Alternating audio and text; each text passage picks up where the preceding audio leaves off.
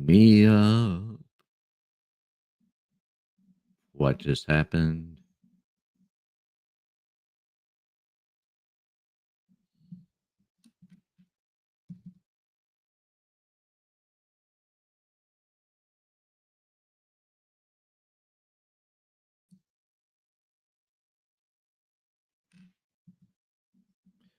Okay, something's going on with my screen.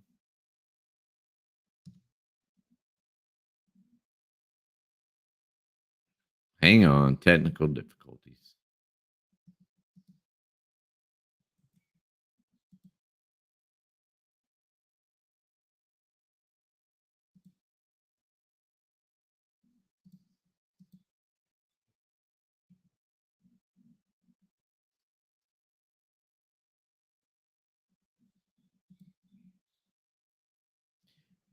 If you can hear me,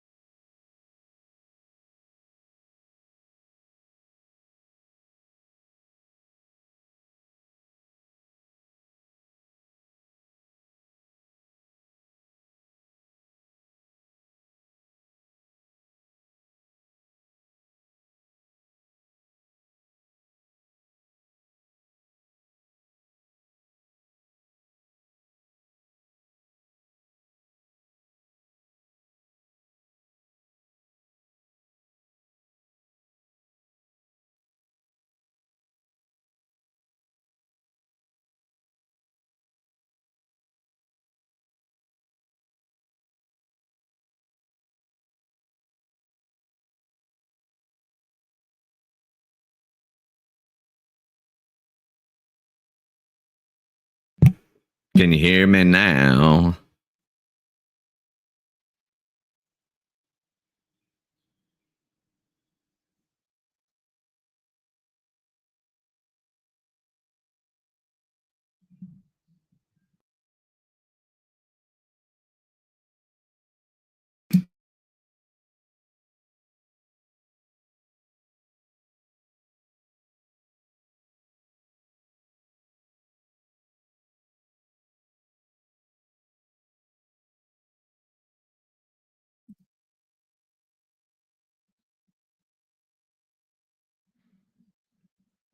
Okay. Yeah, it keeps going off and on, so I will keep an eye out for that.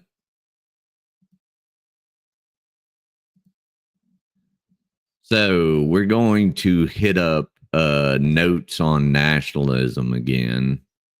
Uh, I know it's been a minute, but we're gonna start back off with the cats. Might have snuck them some food, Misty. They're very sneaky individuals, and they had a zoomy fit about 4 a.m. this morning. So I got my face ran over about a dozen times.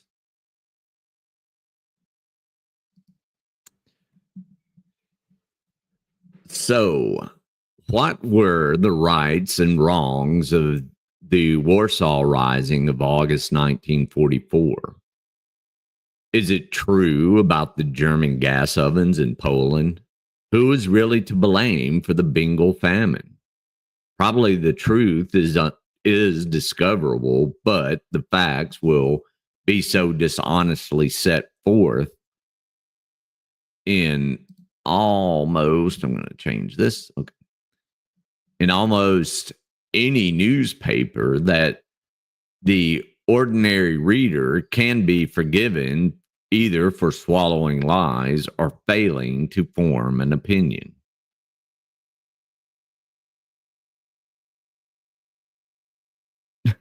I've been thinking about getting them a cat wheel. The general uncertainty as to what is really happening makes it easier to cling to lunatic beliefs, since nothing is ever quite proved or disproved. The most unmistakable fact can be imprudently denied. I'm thinking about this today in the aftermath of the attack in New Orleans and at the Trump Tower.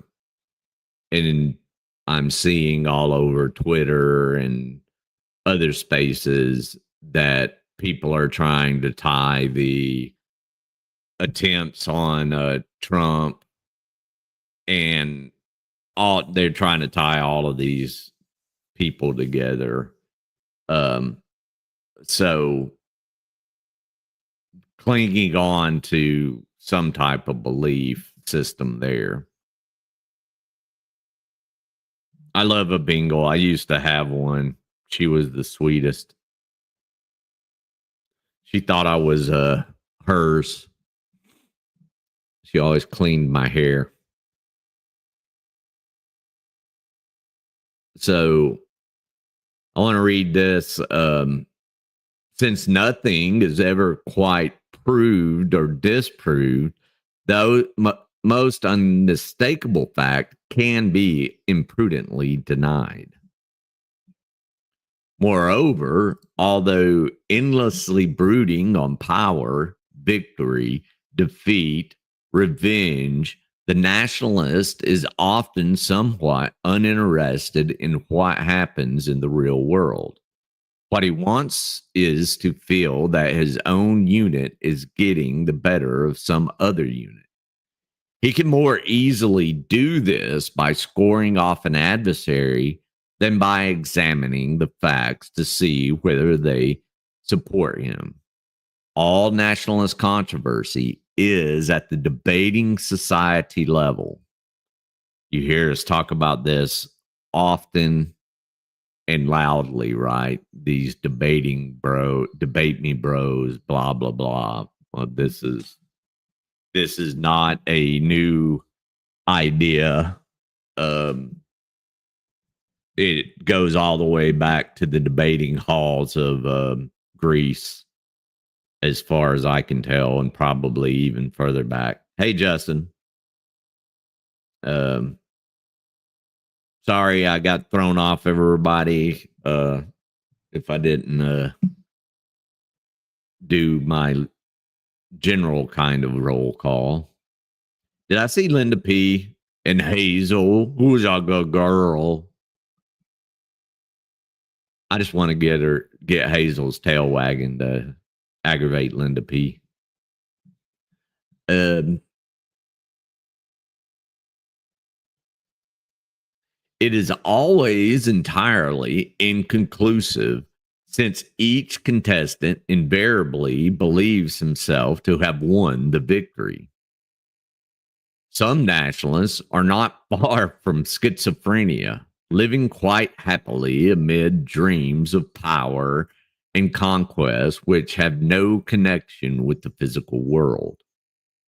I have examined as best as I can the mental habits which are common in all forms of nationalism. The next thing is to classify those forms, but obviously this cannot be done comprehensively. Yeah, Mr. Smetcal, obviously. They want to epeen all along.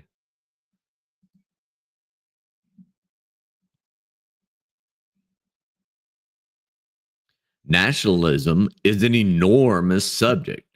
The world is tormented by innumerable delusions and hatreds which cut across one another in an extremely complex way. And some of the most sinister of them have not yet impinged on the European consciousness. In this essay, I am concerned with nationalism as it occurs among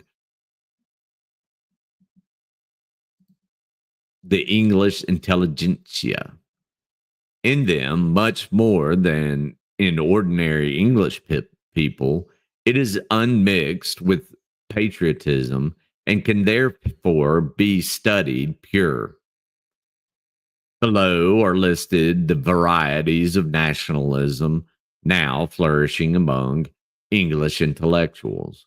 With such comments as seem to be needed, it is convenient to use three headings: positive, transferred, and negative. Though some varieties will fit in to more than one category. Positive nationalism. 1. Neo-Toryism. Exemplified by such people as Lord Elton, A.P. Herbert, G.M. Young, Professor Pickthorne, by the literature of the Tory Reform Committee, and by such magazines as the New English Review and the 19th Century and After. Hey, Jicky.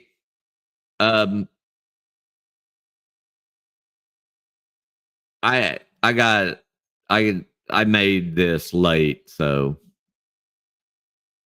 let's see. I've seen some pretty immature idiots who had no business being in the military, let alone in public, unescorted by a self-hug jacket, and they really think they are the smartest person in the room.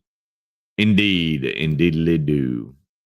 But you're not too late, Jicky.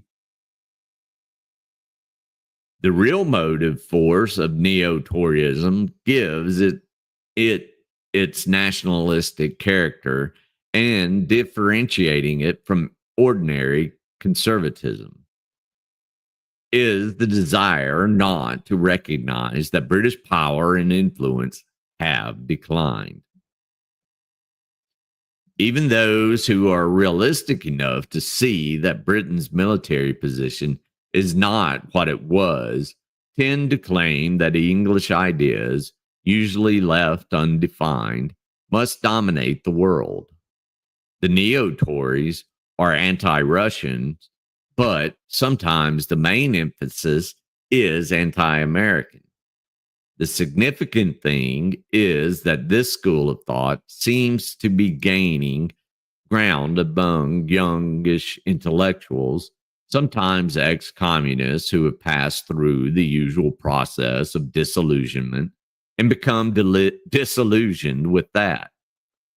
The Anglophobe who suddenly becomes violently pro British is a fairly common figure.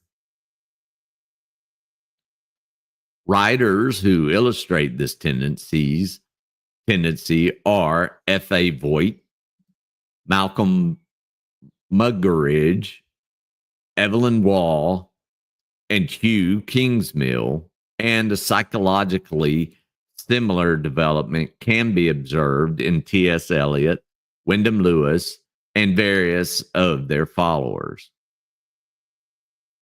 Celtic nationalism. Welsh and Irish and Scottish nationalism have points of difference, but are alike in their anti English orientation.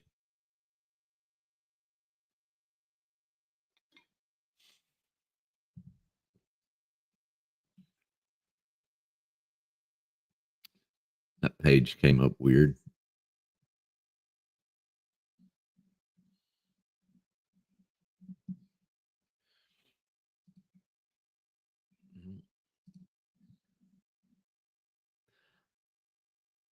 Members of all three movements have opposed the war while continuing to describe themselves as pro Russian.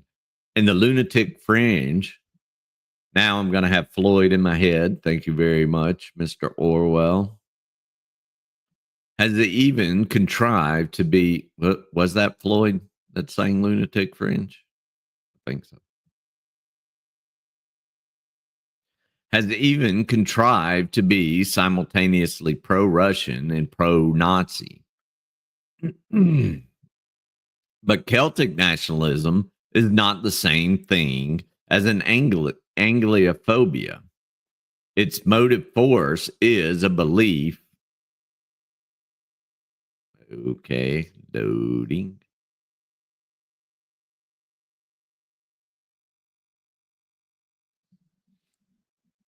Oh, dear Lord, help me.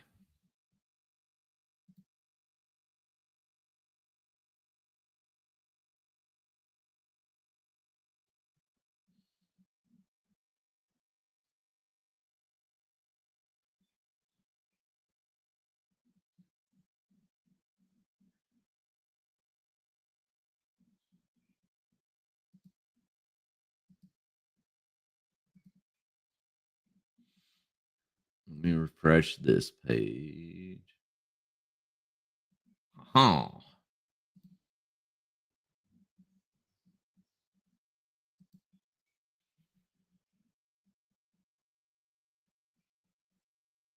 Oh, now it moved the page around. That's I'm always afraid of. So its motive force is a belief in the past and future greatness of the Celtic peoples, and it has a strong tinge of racialism.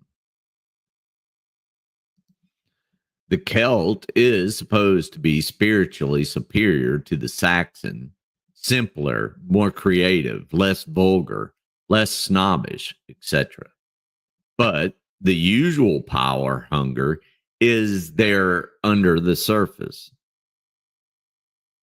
One symptom of it is the delusion that Irish Scotland or even Wales could preserve its independence unaided and owes nothing to British protection.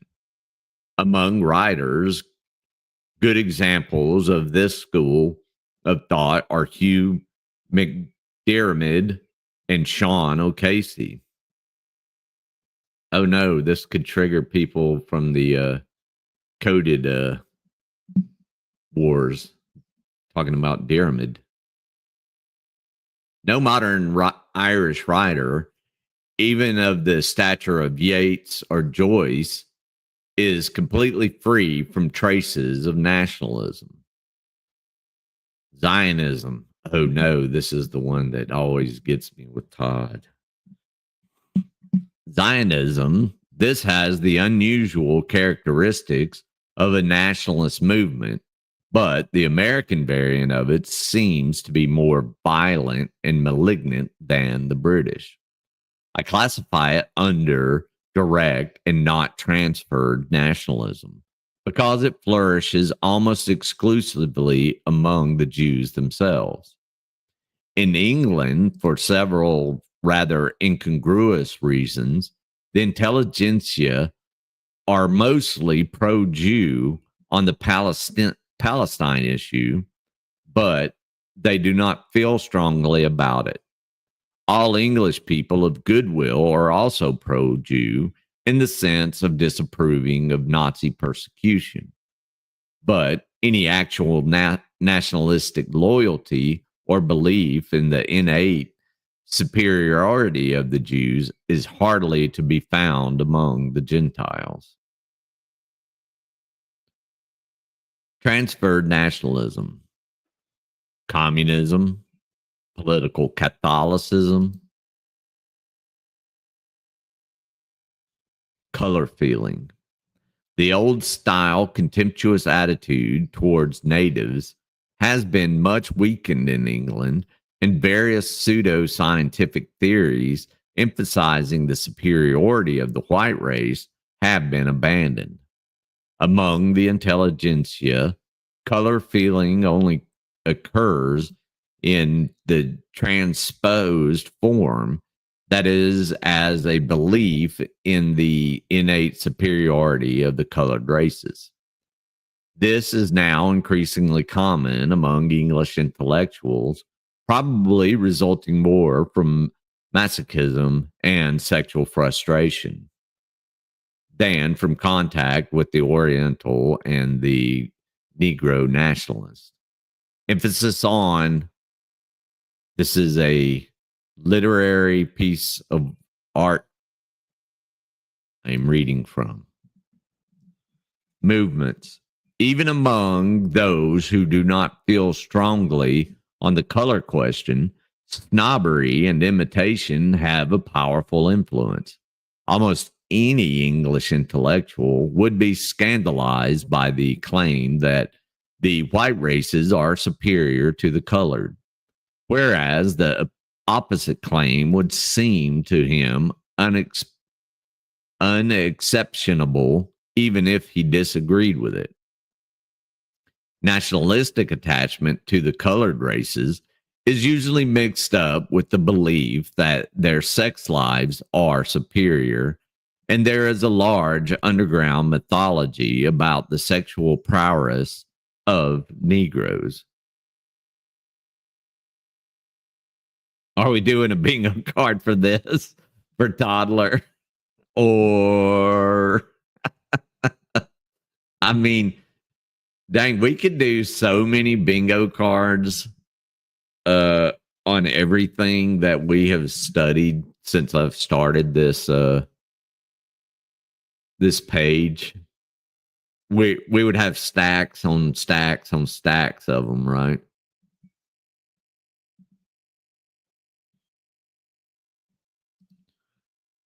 Four, class feeling. Among upper class and middle class intellectuals, only in the transposed form, i.e., as a belief in the superiority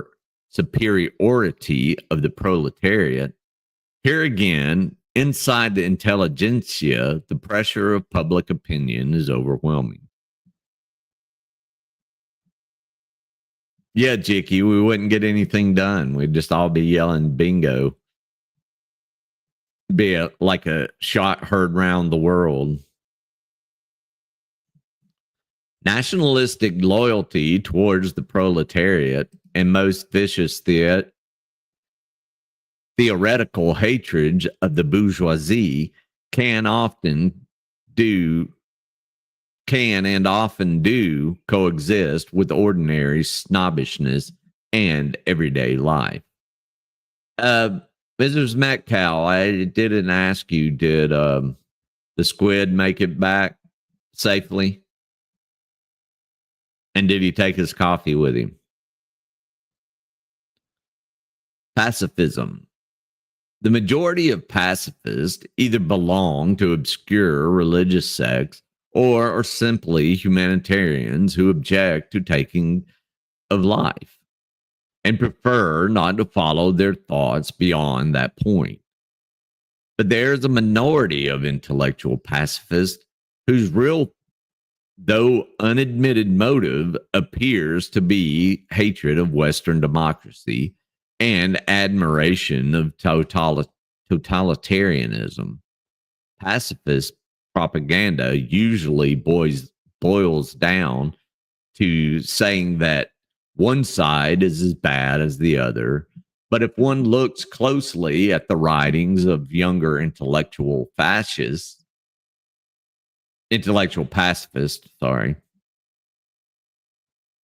one finds that they do not by any means express impartial disapproval, but are directed almost entirely against Britain and the United States.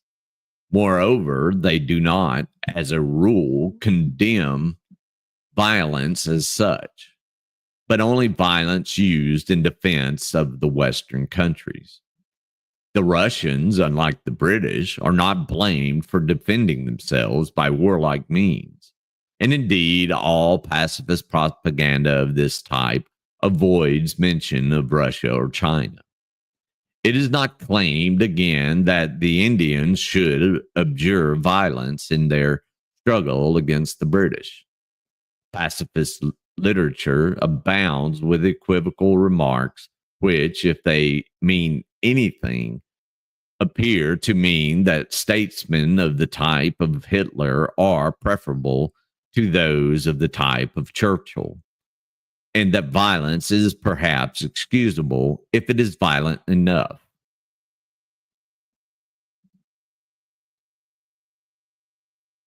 Oh, that's a good idea. So, oh, dang, what a brutal trip back and forth. Of course, I used to commute from Georgia to DC every week, driving, leaving on Monday from Georgia and back on Friday because I got paid mileage, you see.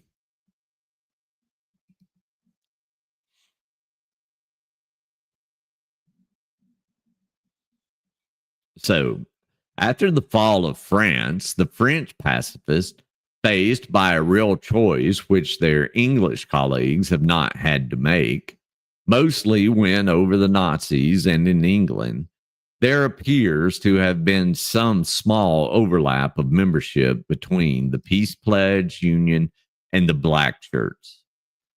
Pacifist writers have written in praise of Carlyle, one of the intellectual fathers of fascism. All in all, it is difficult not to feel that pacifism, as it appears among a section of intelligentsia, is secretly inspired by an admiration for power and successful cruelty. The mistake was made of pinning this emotion to Hitler, but it could easily be retransferred.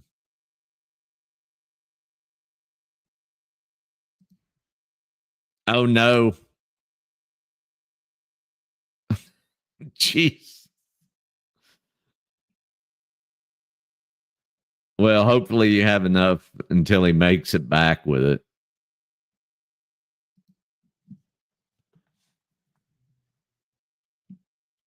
Get another drink.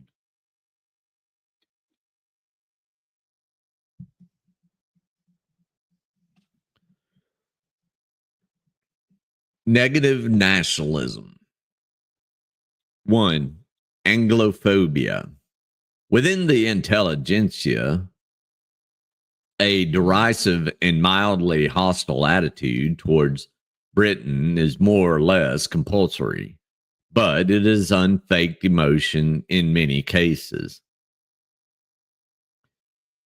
During the war, it was manifested in the defeatism of the intelligentsia, which persisted long after it had become clear that the Axis powers could not win.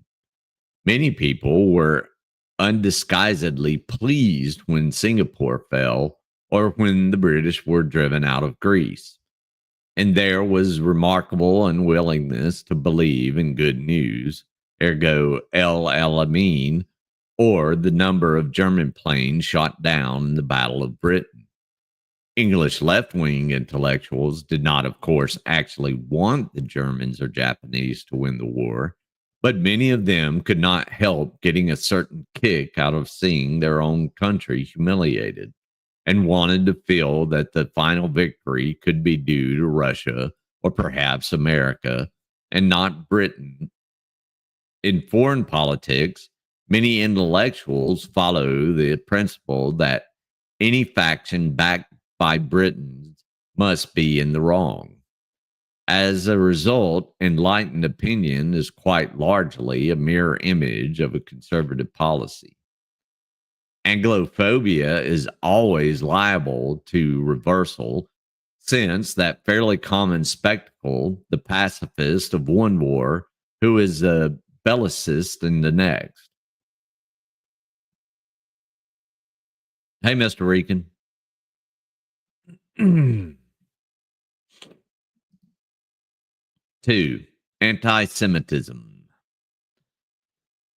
There is little evidence about this at present because the Nazi persecutions have made it necessary for any thinking person to side with the Jews against their oppressors. Anyone educated enough to have heard the word anti-Semitism claims as a matter of course to be free of it, and the anti-Jewish remarks are carefully eliminated from all classes of literature. Actually, anti-Semitism appears to be widespread, even among intellectuals, and the general conspiracy of silence probably helps exacerbate it. People of the left opinions are not immune to it, and their attitude is sometimes affected by the fact that Trotskyists and anarchists tend to be Jews. But anti-Semitism comes more naturally to people of conservative tendencies who suspect Jews of weakening national morale and diluting the national culture. Neo-Tories and political Catholics are always liable to succumb to anti-Semitism, at least intermittently. Trotskyism. This word, used so loosely as to include anarchists, democratic socialists, and even liberals, I use it here to mean a doctrinaire Marxist whose main motive is hostility to the Stalin regime.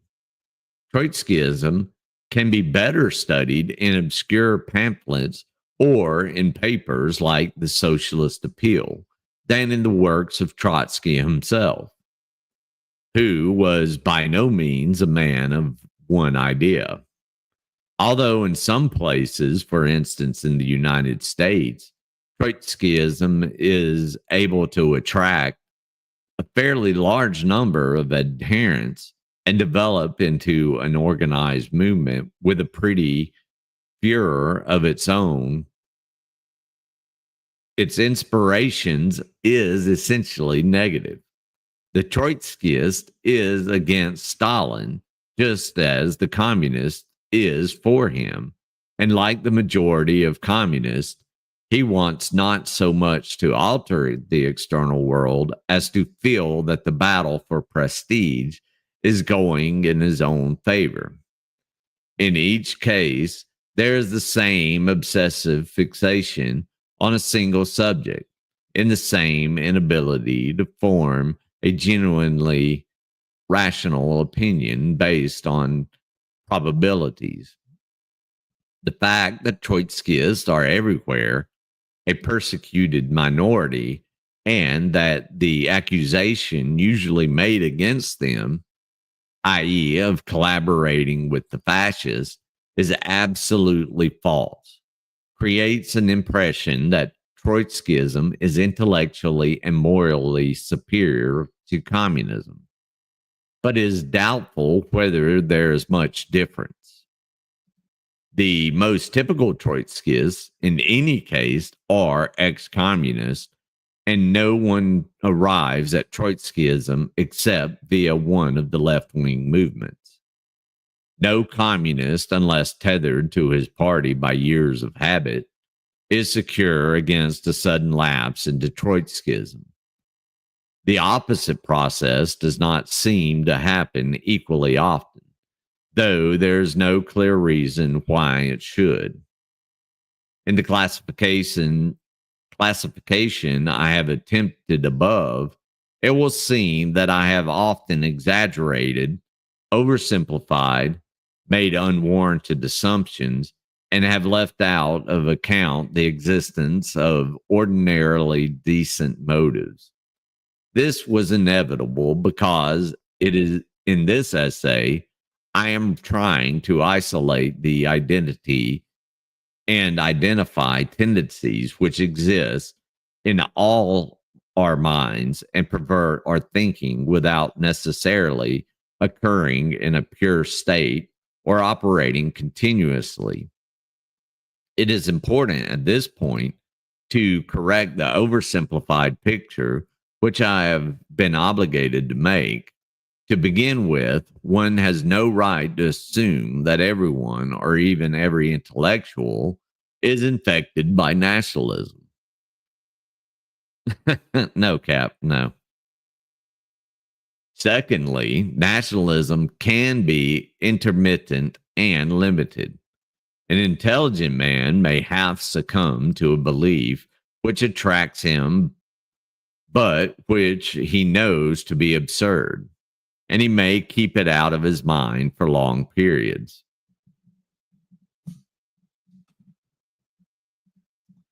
Find it interesting that when real liberals slash progressive talk of socialism, they are discussing democratic socialism. Yeah, absolutely, Mrs. Metcalf.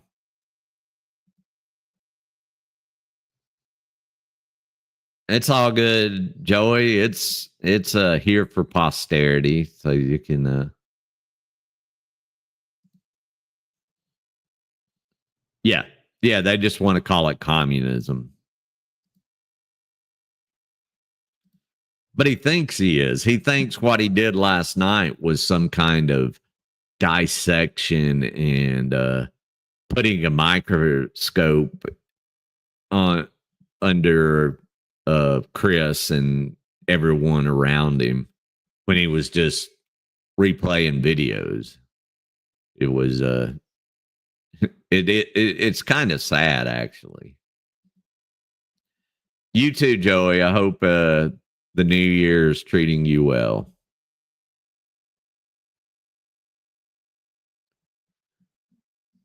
Let's see. Which attracts him, but which he knows to be absurd, and he may keep it out of his mind for long periods, only reverting to it in moments of anger or sentimentally, or when he is certain that no important issues are involved.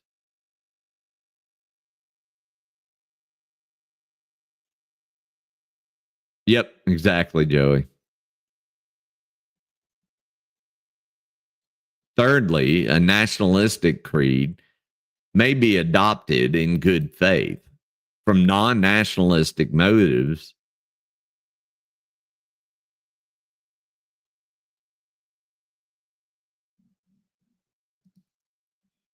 Yep. Mrs. Metcalf, yet another bingo card. Fourthly, several kinds of nationalism, even kinds that cancel out, can coexist in the same person. All the way through, I've said the nationalist does this or the nationalist does this. A little bit of this, a little bit of that. Using for purposes of illustration the extreme, barely sane type of nationalist who has no neutral areas in his mind, black and white, and no interest in anything except the struggle for power. Again, that's a black and white issue. Actually, such people are fairly common, but they are not worth the powder and shot.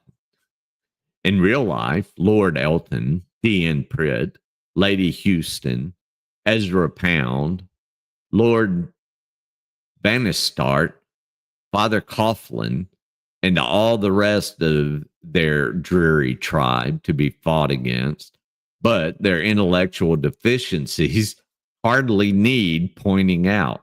Good grief, does this describe him to a T?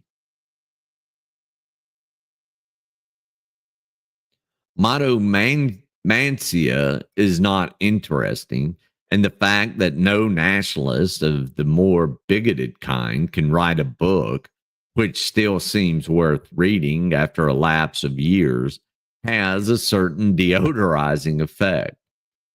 But when one has admitted that nationalism has not triumphed everywhere, that there are still people whose judgments are not at the mercy of their desires, the fact does not remain that pressing problems, India, Poland, Palestine, the Spanish Civil War, the Moscow trials, the American Negroes, the Russo-German Pact, or what have you, cannot be, or at least never are, discussed upon a reasonable level. The Eltons and Pritts and Coughlins, each of them simply an enormous mouth bellowing the same lie over and over again, are obviously extreme cases. But we deceive ourselves if we do not realize that we can all resemble them in unguarded moments. My old high school friend started up a white national movement with another white nationalist. I am back. Oh, wow.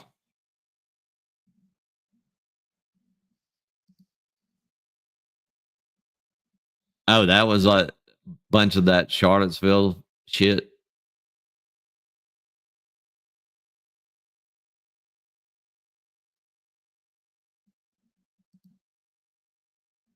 Damn.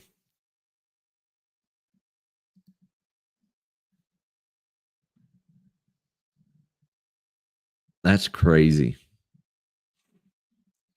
Crazy the connections of the world. Let a certain note be struck. Let this or that corn be trodden on, and it may be a corn whose very existence has been unsuspected hitherto. And the most fair-minded and sweet-tempered person may suddenly be transformed into a vicious partisan, anxious only to score over his adversary and indifferent as to how many lies he tells or how many logical errors he commits in doing so. When Lloyd George, who was an opponent of the Boer War, announced in the House of Commons that the British communiques, if one added them together, claimed the killing of more Boers than the whole Boer nation contained. It is recorded that Arthur Balfour rose to his feet and shouted, "Cad, very few people are proof against lapses of this type. The Negro snubbed by a white woman, the Englishman who hears England ignorantly criticized by an American, the Catholic apologist reminded of the Spanish Armada, will all react in much the same way. One prod to the nerve of nationalism and the intellectual decencies can vanish.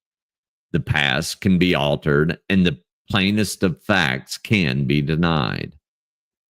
If one harbors anywhere in one's mind a nationalistic loyalty or hatred, certain facts, although in a sense known to be true, are inadmissible.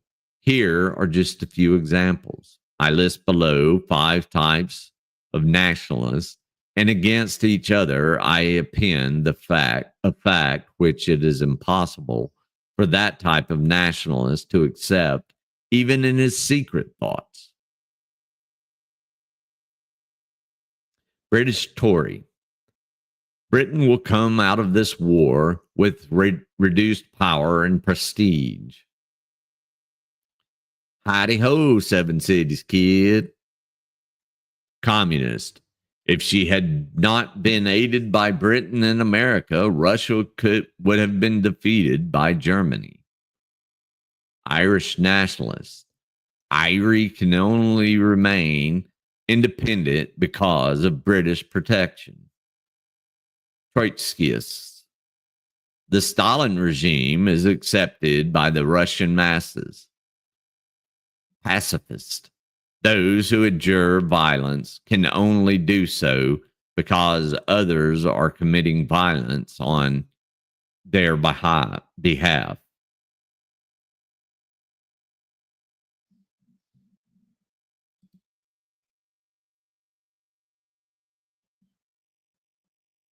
I mean, Sean Connery did it, right? Shimon.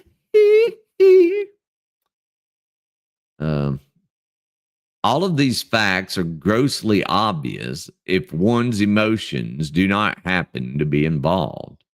But to the kind of person named in each case, they are also intolerable.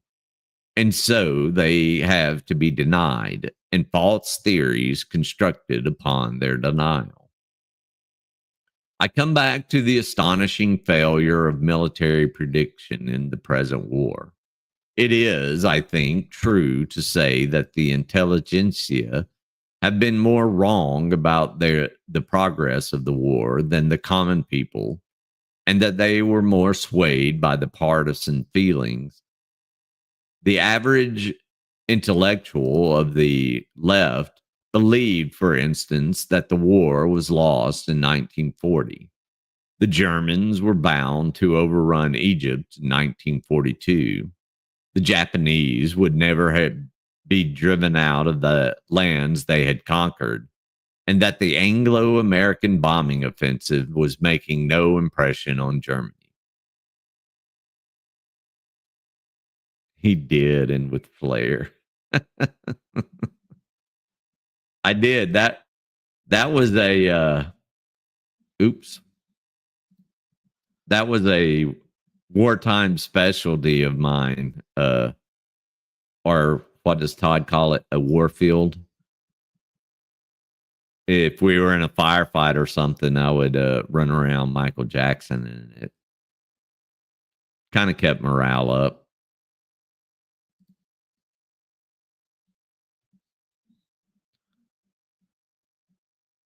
Let's see. He could believe these things because his hatred for the British ruling class forbade him to admit that British plans could succeed. There is no limit to the follies that can be swallowed if one is under the influence of feelings of this kind. I have heard it confidently stated, for instance, that the American troops had been brought to Europe not to fight the Germans, but to crush an English revolution. One has to belong to the intelligentsia to believe things like that. No ordinary man could be such a fool. When Hitler invaded Russia, the officials of the Ministry of Information issued as background a warning that Russia might be expected to collapse in 6 weeks. On the other hand, the communists regarded every phase of the war as a Russian victory, every phase of the war. Even when the Russians were driven back almost to the Caspian Sea, and had lost several million prisoners. There is no need to multiply instances.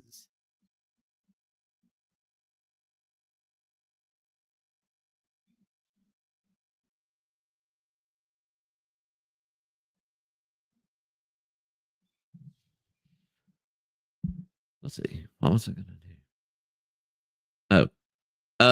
While we have 17 of y'all here, hopefully y'all hit the like, share, and subscribe. I would appreciate it. Now AI have image of G2 moonwalking all over the place. Oh man. Might have done that when I was what? From 12. You thummied it up. Hey Jicky, however you get it done.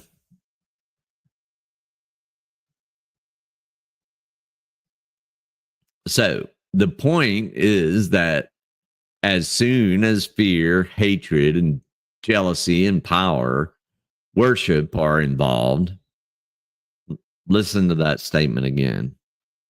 As soon as fear, hatred, jealousy, and power worship are involved, the sense of reality becomes unhinged. And as I have pointed out already, the sense of right and wrong becomes unhinged also. There is no crime, absolutely none, that cannot be condoned when our side commits it, even if one does not deny that the crime has happened. Even if one knows that it is exactly the same crime as one has condemned in some other case, even if one admits in an intellectual sense that it is unjustified, still one cannot feel that it is wrong. Loyalty is involved, and so pity ceases to function.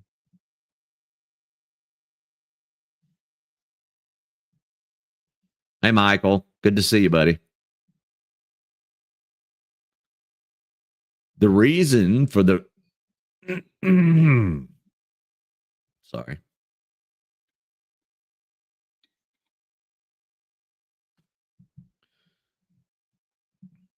The reason for the rise and spread of nationalism is far too big a question to be raised here. It is enough to say that in the forms in which it appears among English intellectuals, it is a distorted reflection of the frightful battles actually happening in the external world, and that its worst follies have been made possible by the breakdown of patriotism and religious belief. If one follows up this train of thought, one is in danger of being led into a species of conservatism or into political quietism. It can be plausibly argued, for instance, that it is probably true that patriotism is an inoculation against nationalism, that monarchy is a guard against the dictatorship, and that organized religion is a guard against superstition. Those last two we can, he's talking as a Brit. Or again, it can be argued that no unbiased outlook is possible, that all creeds and causes involve the same lies, follies, and barbarities, and this is often advanced as a reason for keeping out of politics altogether. I do not accept this argument, if only because in the modern world, no one describable as an intellectual can keep out of politics in the sense of not caring about them. I think one must engage in politics using the word in a wide sense, and that one must have preferences, That is, one must recognize that some causes are objectively better than others, even if they are advanced by equally bad means. As for nationalistic loves and hatreds that I have spoken of,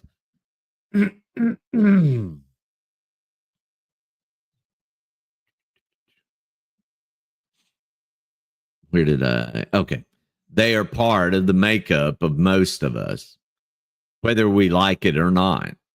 Whether it is possible to get rid of them, I do not know.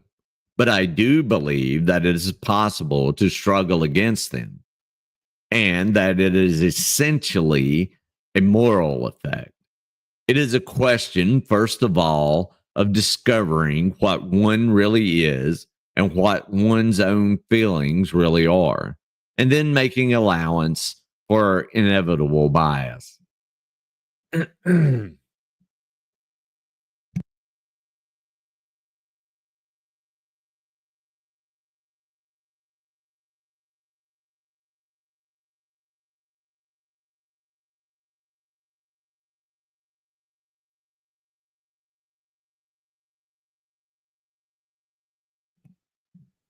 I think I laughed too much last night.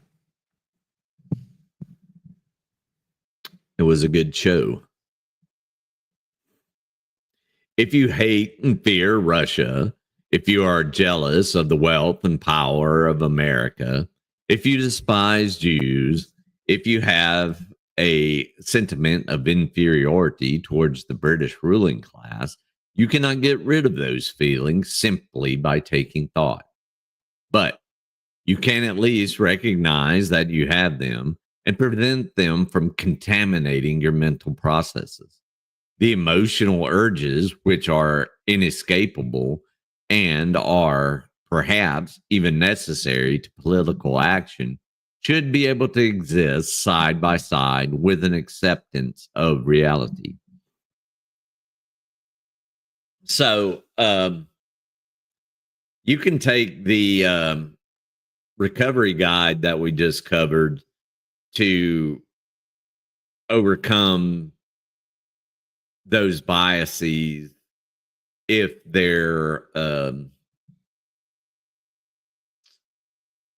if those biases are problematic to the greater society, right? If you're anti-Semitic, if you're a white nationalist, um, first you got to recognize it. Second, you got to choose to work on yourself and work on those things. And three, you got to do the work. So, but this was written in what? The war was still going on, so pre-45. But this, I repeat, needs a moral effort. And contemporary English literature, so far as it is alive at all, to the major issues of our time, shows how few of us are prepared to make it. Truly, truly, Linda P. and Mrs. Metcalf.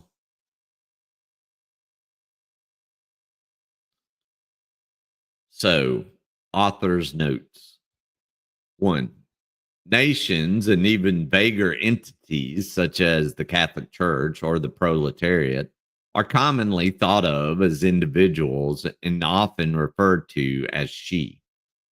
Patently absurd remarks, such as Germany is naturally treacherous, are to be found in any newspaper one opens and recklessly generalizes about national character. The Spaniard is a natural aristocrat, or every Englishman is a hypocrite, are uttered by almost everyone. Intermittently, these generalizations are seen to be unfounded, but the habit of making them persists, and people of professedly international outlook, ergo Tolstoy or Bernard Shaw, are often guilty of them.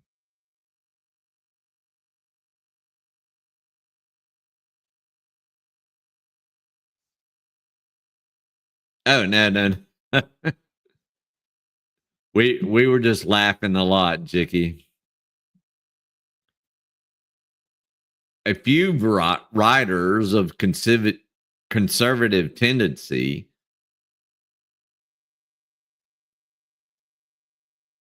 uh, on general, maybe. Thank you, Michael.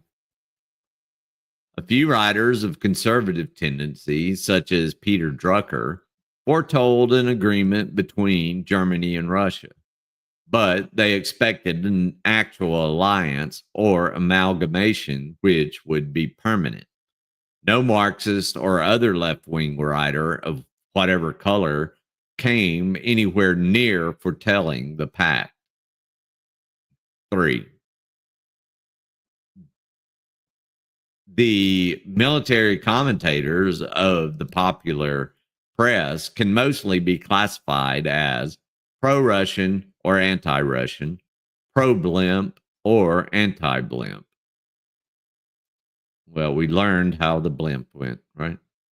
Such errors as believing the Maginot Line impregnable or predicting that Russia would conquer Germany in 3 months have failed to shake their reputation because they were always saying what their own particular audience wanted to hear.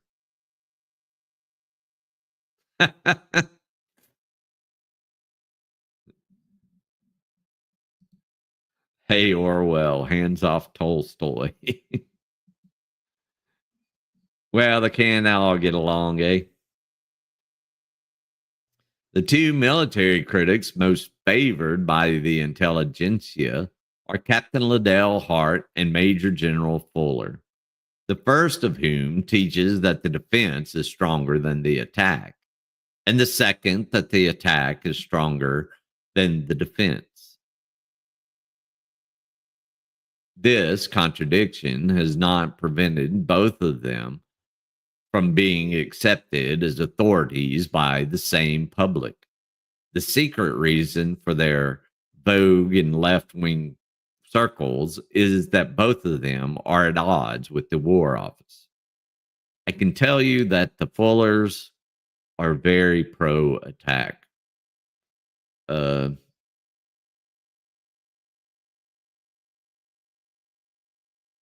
It's just because you were active in the chat, Michael. Certain Americans have expressed dissatisfaction because Anglo American is the normal form of combination for these two words. It has been proposed to substitute Americo British. The News Chronicle advised its readers to visit the news film at which the entire execution could be witnessed with close ups. The Star published with seeming approval photographs of nearly naked female collaborationists being baited by the Paris mob.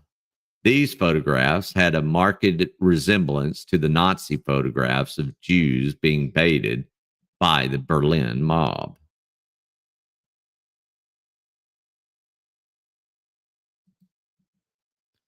Six, an example of the Russo-German Pact, which is being effaced as quickly as possible from public memory.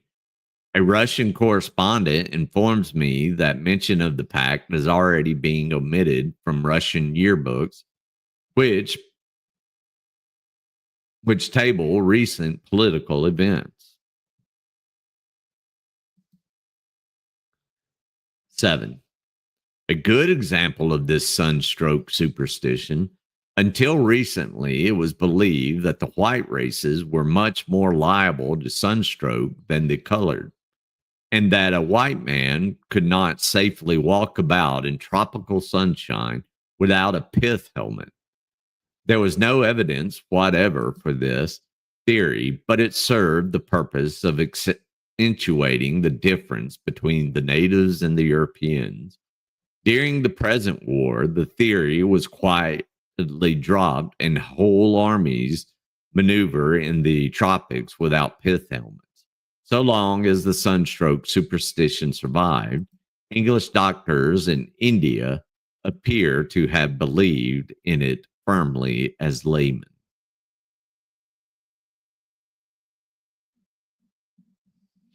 All right, y'all. That is it for notes on nationalism. So I am going to read. Yeah, let me do this. Stop screen. I found a good book. It's a long one, but I think we will all get something out of it. Let me share this. When I think of somebody in a pith helmet, I think of the Kiwi that plays in the new Jumanji movies. He was on Flight of the Conchords. If anybody ever watched that.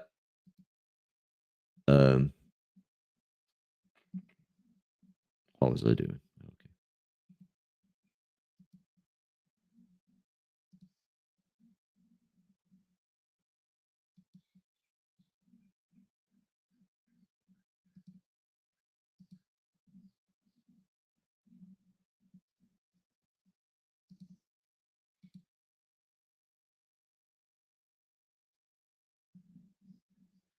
So this book is called What Have We Done?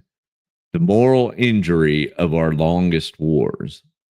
Now, if you do not have war trauma, these can all the thoughts can be applied to anybody with long trauma, just like the thoughts and methods in the complex PTSD book, even though it was about childhood trauma, can be related to people with combat trauma. I'm trying to walk the line between the two because I have a heart for both. So let us take a look. Oh, the notes on nationalism. Yeah, I've got another Orwell one in the queue. Oh, that would break me, Jicky. Absolutely would.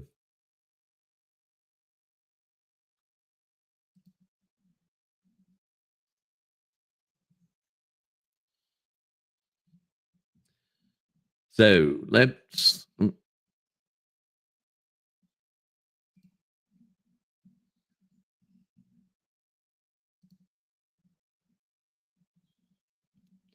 so if you've ever been to war, seen what it's really like, you never want to go to war again. General Ray Odinero, former Chief of Staff, U.S. Army, 5 years as a combat commander in Iraq. Which is crazy. I knew him when he was a colonel. Him making it a Chief of Staff was insane. But okay, author's note. This book is about the Americans we sent to war in Iraq and Afghanistan and the moral injuries they sustained there.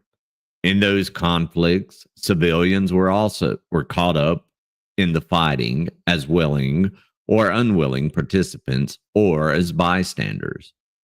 Even as our wars were getting underway in 2002, most Afghans and Iraqis were already enduring high levels of anxiety, depression, fear, grief, bitterness, and hopelessness from past conflicts and repressions. The years that followed must have deepened their physical and psychological trauma to levels of pain we can scarcely imagine. The moral injuries of the Afghan and Iraqi people are beyond the scope of this book, but not, I trust, out of our thoughts.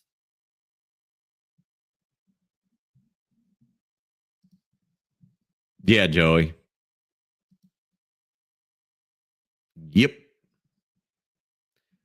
And it makes me, I don't want to say hate him more, strongly dislike him more.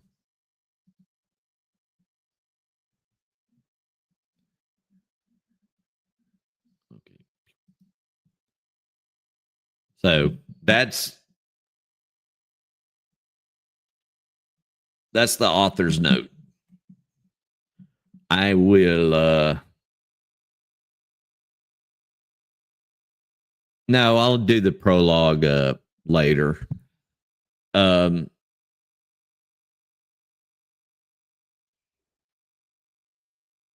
had my morals surgically removed.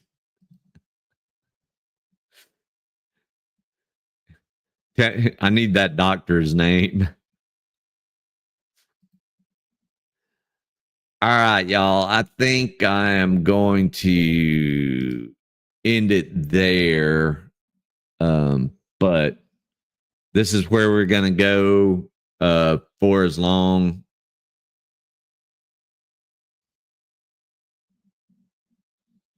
Yeah, I can manage it.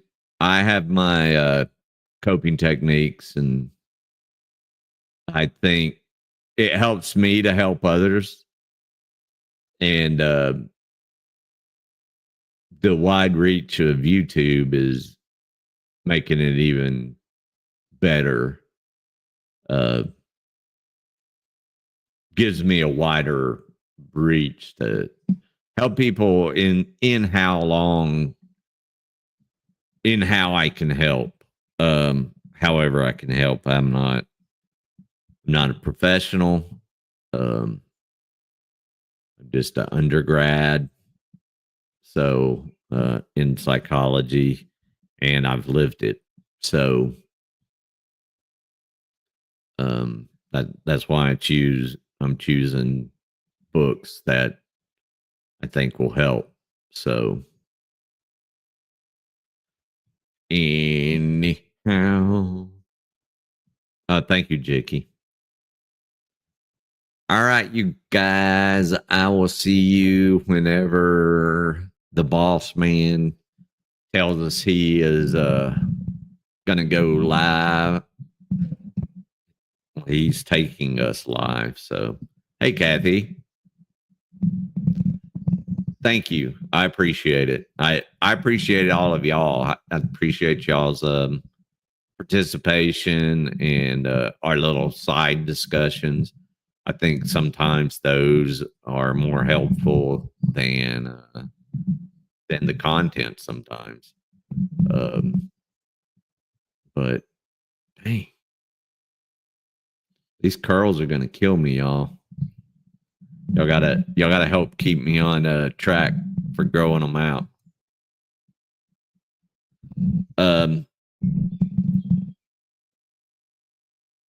Oh boy, the boss man. Yeah. Thank y'all. Y'all be good.